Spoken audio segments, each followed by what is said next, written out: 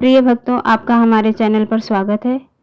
जैसा कि आप लोग जानते हैं कि आज वट सावित्री का व्रत है, तो आज मैं आप लोगों के लिए वट सावित्री व्रत कथा लेकर आई हूँ। वट सावित्री व्रत हिंदू धर्म में विवाहित महिलाओं के लिए अत्यंत शुभ और महत्वपूर्ण व्रत है। आज 26 मई 2025 के दिन सोमवार को यह व्रत रखा जा रहा है। इस दिन महिलाएं वट यानी कि बरगद के पेड़ की पूजा करती हैं, वट सावित्री व्रत कथा का पाठ करती हैं और अपने पति की लंबी उम्र, स्वास्थ्य और सुख समृद्धि की कामना करती हैं।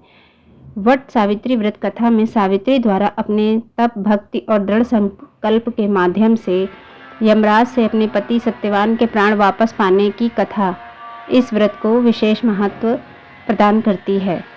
वट वृक्ष दीर्घायु, स्थायित्व और समृद्धि का प्रतीक है माना जाता है। यह व्रत वैवाहिक जीवन में प्रेम और समर्पण और विश्वास को मजबूत करने वाला माना जाता है। तो आइए कथा शुरू करते हैं।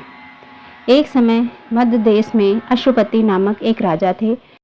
उन्होंने संतान प्राप्ति के लिए सावित्री देवी के साथ व्रत और पूजा की और पुत्री होने का वर मांगा। इस पूजा के उपरांत उनके यहाँ एक सर्वगुण संपन्न कन्या हुई, जिसका नाम सावित्री रखा गया। जब सावित्री विवाह की योग्य हुई तो राजा ने उससे अपने वर का चयन करने को कहा। एक दिन महर्षि नारद और अश्वपति वहां थे, तभी सावित्री अपने वर का चयन करके लौटी। नारद जी ने वर के बारे में पूछा तो सावित्री ने बताया कि राजा धर्मृत्य सेन, जिनका राज्य छीन लिया गया था, अपनी पत्नी और पुत्र के साथ वन में भटक रहे थे।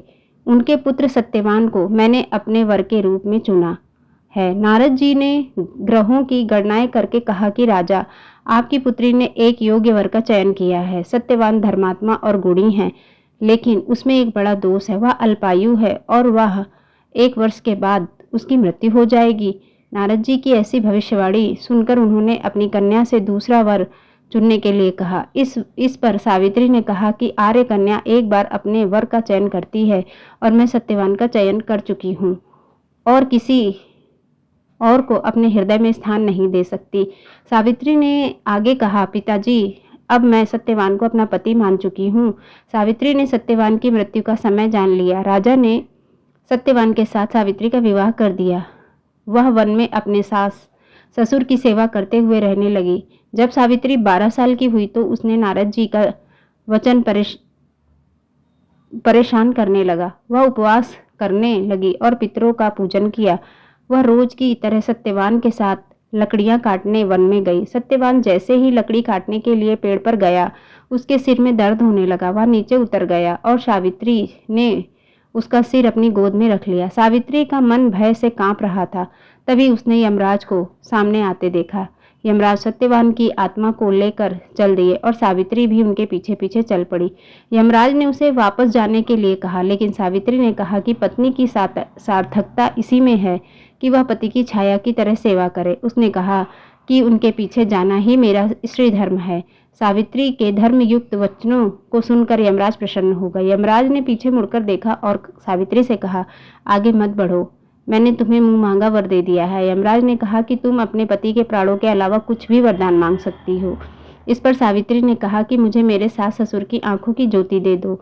इसके बाद भी उसने हार नहीं मानी और फिर यमराज के साथ चल दी। यमराज के समझाने पर उसने कहा कि पति के बिना नारी जीवन की कोई सार्थकता नहीं है। पति के साथ जाना ही मेरा कर्तव्य है। सावित्री की निष्ठा को देखकर यमराज ने कहा, तुम कुछ भी वर मांग सकती हो, लेकिन यह विधि का विधान है। इस पर सावित्री ने उत्तर दिया कि महाराज, आप मुझे 100 पुत्रों की मां बनने का वरदान दे दे। यमराज ने तथास्तु कहकर आगे बढ़ने का निर्णय लिया। फिर यमराज ने सावित्री से कहा कि अब आगे मत बढ़ो, मैंने तुम्हें मुंह मांगा वरदान दे दिया है। इस पर सावित्री ने कहा, आपने मुझे वरदान तो दे दिया,